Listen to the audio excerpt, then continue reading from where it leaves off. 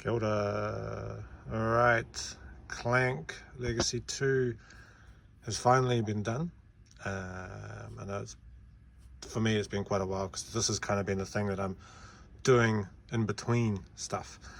And I got to a level on here where I just stopped and then started working on something else. So Dragon is finally done. I've got the horns done, a little bit of highlights. There's a couple of mistakes here and there, but this one, like, although to me this is the coolest looking figure, it has the least impact on the board. It's just on a separate board to the side. So this is going to go into the box. Probably won't get played for a while because I have too many people in the house that want to play it at the moment, including some temporary Japanese homestays. So I guess once our homestay departs, I'll bring a select crew together, being my kids, and we'll get through this campaign. So I'm kind of looking forward to it because I'm beginning to miss it.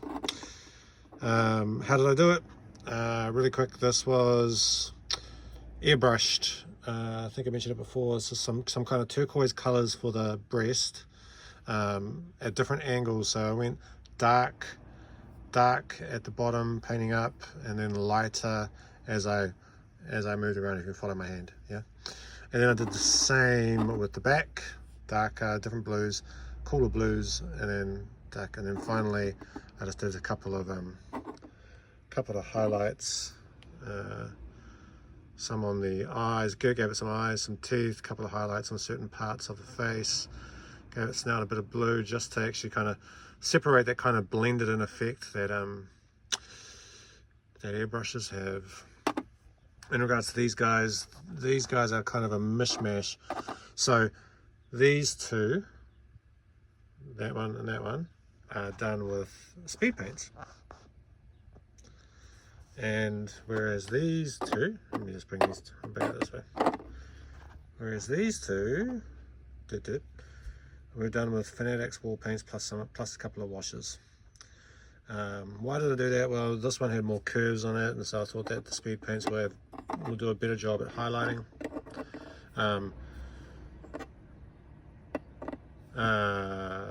Why did I choose this one for speed paints?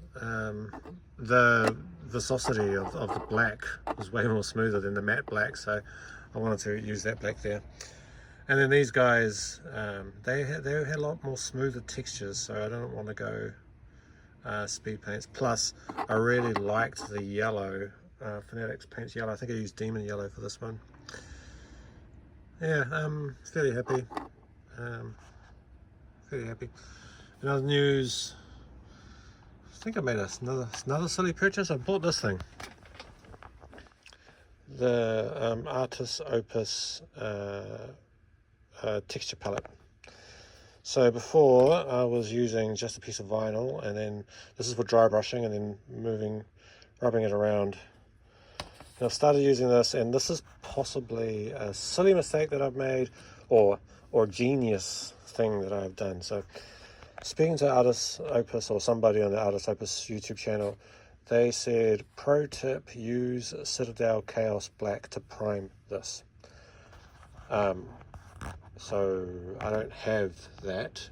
I use an airbrush to prime my stuff, and I use this stuff as a primer. Now, then looking at Citadel Chaos Black, that shit costs $35 to $39 here for me to use to paint this. So I'm not going to do that. So I thought that I would airbrush this with the Vallejo Prime, but then I realized that the primer would be so thin that it will just wipe off, and it will be too smooth. So there's often things in the Artis Opus videos where they talk about stippling. Dry brushing works best on dry brushing, so they talk about stippling. So what I did was I stippled it. I stippled this entire thing with this like $2 brush with a couple of coats of that Vallejo primer. Now, have I noticed any significant improvement from using that? This, which looks hilariously like a mess now. It's got a lot of work in it, I can see. No, I haven't. And this, for what it is, I think it's pretty expensive. So this was about $35, which is another reason why I didn't want to spend another $35 on a primer, which would make this a $70 purchase. So I was like, I don't want it that bad, but $30. If this is like, I thought this was going to elevate my game, and it might, but I haven't felt that yet. I guess I got to do some more testing anyway. Anyway, that is just a little bit of an update. I'll give you an update on this later once I probably get used to it. But at the same time, I'm not using Artist Opus brushes. I'm using like these black ones here are supposedly goat hair, but I did get them from AliExpress, so they're really cheap. And these ones are here, synthetic. And can I tell a difference? Nah, man. They feel the fucking same. Sorry for swearing.